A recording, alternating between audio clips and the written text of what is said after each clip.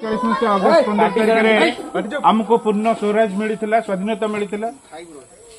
जो महापुरुष मान जो मानकर त्याग बलिदान रे आज आम पूर्ण स्वराज पाइचे से उद्देश्य आम स्मरण करवा एवं से श्रद्धांजलि देवा सहित आज जो जनप्रिय युव परिषद आनुकूल्य जो 79तम स्वाधीनता दिवस पालन होची आम गहन आम उच्च प्राथमिक विद्यालय प्रधान शिक्षयित्री महोदय अच्छा मुझे अनुरोध करी कुनि कुनि पिलामानपई से स्वाधीन दिवस उपलक्षे किसी अभिभाषण अच्छा सर्वप्रथम मोर गुरुजन मान को प्रणाम एवं समस्त पिला स्नेह श्रद्धा एवं शुभकामना आज हूँ पवित्र दिवस जी कि आम इतिहास स्वर्णाक्षर लिपिबद्ध हो जाती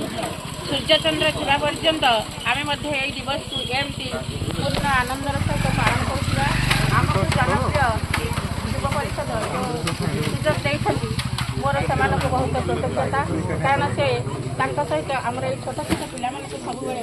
सब स्वागत कर